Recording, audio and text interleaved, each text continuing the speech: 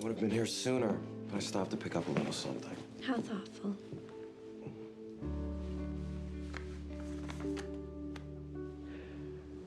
Serena thinks you're in some kind of trouble. But it seems to me your only problem is having a party all by your lonesome. Except she's not alone.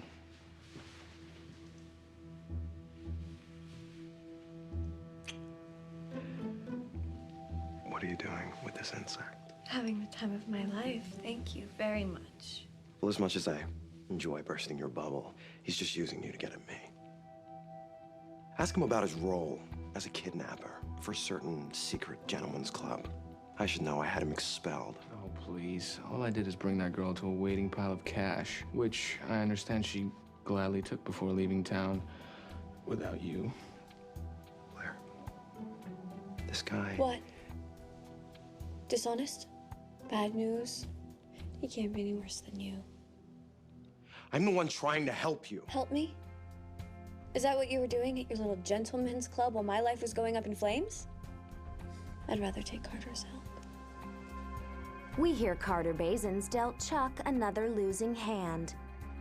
But rest assured, Upper East Siders, Chuck always has a card up his...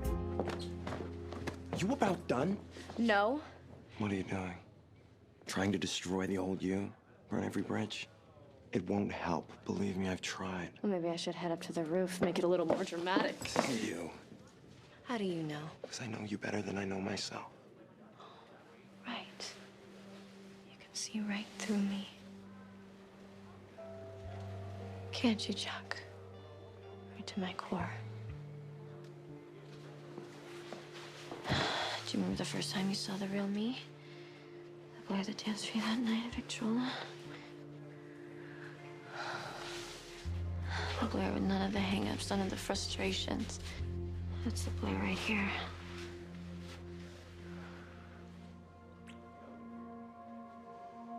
Take me now. Why? To prove that nothing matters. No. This isn't you.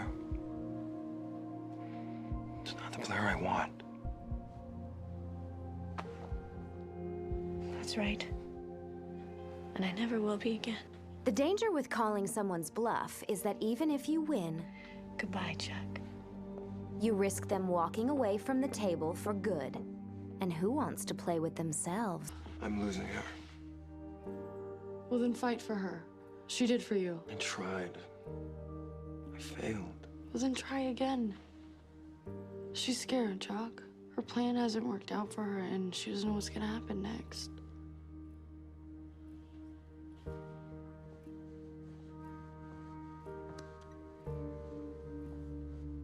If you want to be back in her life, make her feel safe.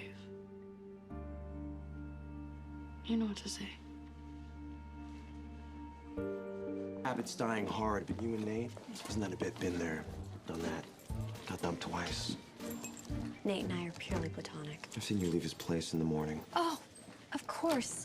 You're stalking me. You know, if you were any good at it, you would know. I bring him breakfast. We're just friends. We haven't shared so much as a kiss, even. Friends. That makes total sense. There's no spark between you two, never was. You're like a green twig in a soggy match, a rusty hammer and an icy nail. Nate and I have had plenty of spark. Better than that fireworks. That was us. Chuck, don't act like I didn't fight for you. I did. Hard and for a long time. So, please, forgive me. If now that we're over, I'm exhausted. So what, you're with Nate because it's easy? I'm not with Nate.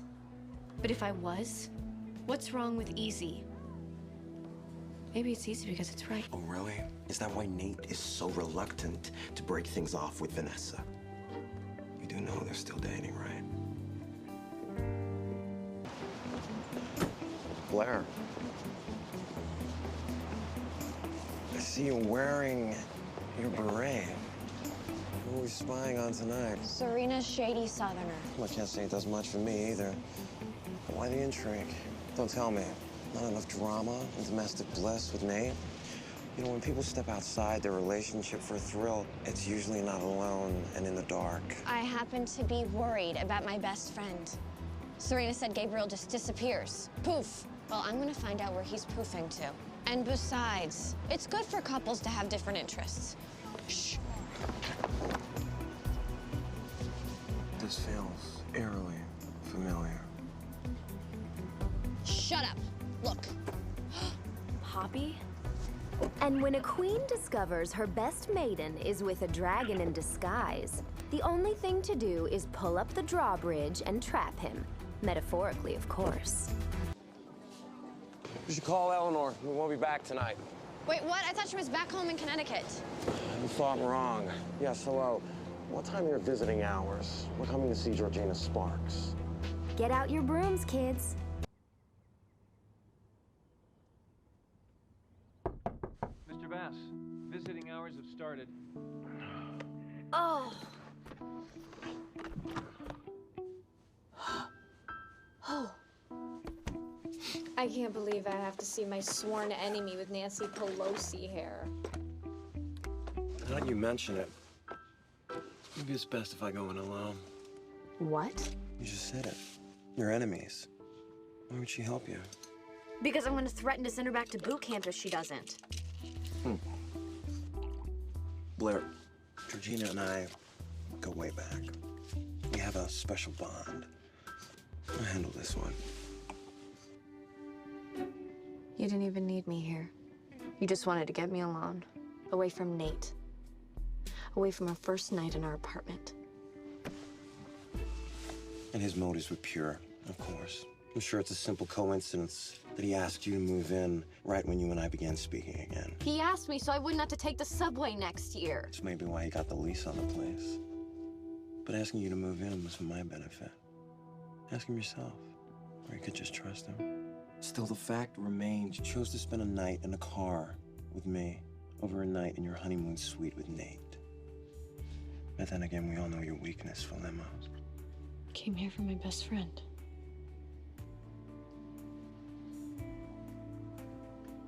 Is that the only reason?